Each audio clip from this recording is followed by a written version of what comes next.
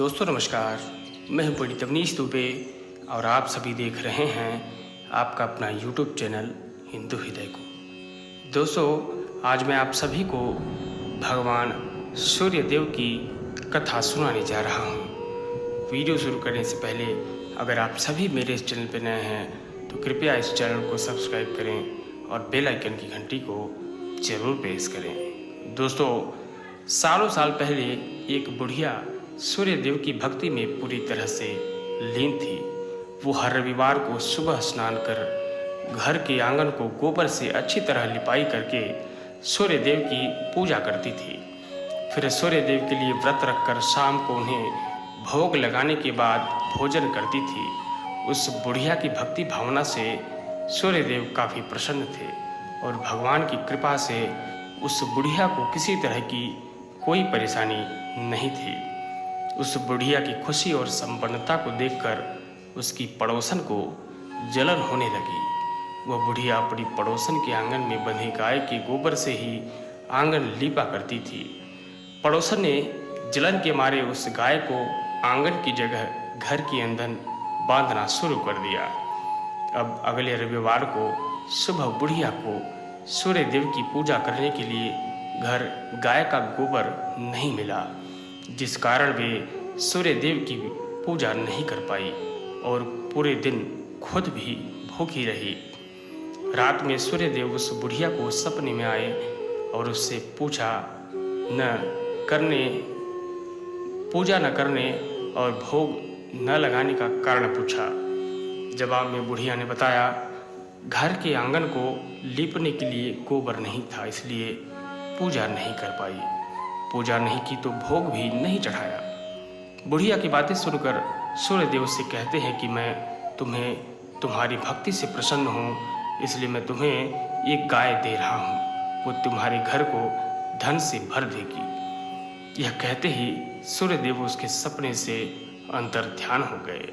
अगली सुबह जब बुढ़िया की आंखें खुलती है तब वह देखती है कि उसके आंगन में एक बहुत सुंदर और अच्छा सा बछड़ा और गाय बंधी हुई है। यह सब देखकर वह हैरान रह गई। उसे सपने की बात याद नहीं थी। उसने सूर्य देव की कृपा समझा और गाय को चारा देने लगी। बुढ़िया के आंगन में सुंदर गाय और बछड़े को देखकर पड़ोसन की जलन बढ़ गई। कुछ देर बाद जब बुढ़िया के घर के अंदर जाती तो गाय सोने का गोबर करती थी। यह देखकर पड़ोसन चौंक जाती है और उस गोबर को उठाकर अपने घर ले जाती है और अपने गाय के गोबर को उसके आंगन में रख देती है। यह सिलसिला कुछ दिनों तक चलता रहा और वो पड़ोसन धनवान हो गई। इधर बुढ़िया की किसी बात की खबर नहीं थी, क्योंकि वो सूर्य देव की भक्ति में ही खोई रहती थी। उधर सूर्य देव को महिला की हरकतों पर काफ़ी गुस्सा आता है। उनके गुस्से के कारण भूख काफ़ी बढ़ जाती है, जिस कारण बुढ़िया और गाय उसके बछड़े को घर के अंदर बांध देती है।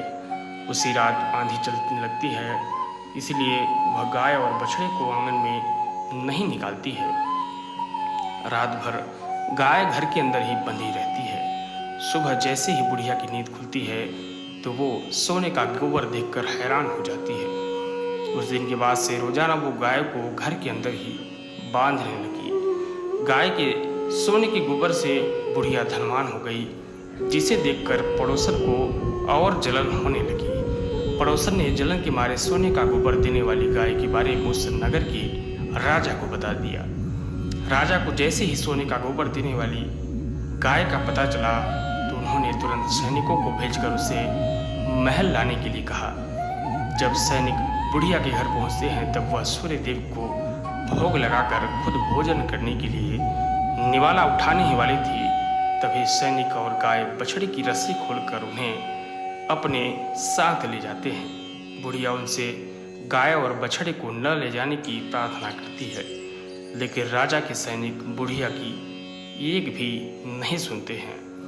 कुछ ही देर में सैनिक गाय को राजा के पास ले जाते हैं। राजा गाय की सुंदरता को देखकर बहुत खुश होते हैं और उसे अपने ही पास रख लेते हैं। गाय व बछड़े के जाने के गम में बुढ़िया बिना खाए पिए पूरे दिन सूर्य देव से गाय और बछड़े को लौटाने की प्रार्थना करती है। इधर दूसरे दिन सुबह राजा सोने का गोबर देखकर हैरान रह जाता है। उधर बुढ़िया भूखी प्यासे सूर्य देव की प्रार्थना में लगी रहती है। बुढ़िया की तकलीफ देखकर सूर्य देव अगली रात राजा के सपने में आकर कहते हैं कि अगर तुमने इस गाय और बछड़े को नहीं लौटाया तो तुम्हारे राज्य पर संकट आ जाएगा, तुम्हारी धन संपत्ति सब नष्ट हो जाएगी। सूर्य देव की बातें सुनकर राजा की नींद टूट जाती है। दूसरे दिन सुबह वो बुढ़िया को गाय और बछड़ा लौटा देते हैं, साथ ही उसे कुछ धन भी देते हैं और उसकी पड़ोसन को सजा भी देते हैं।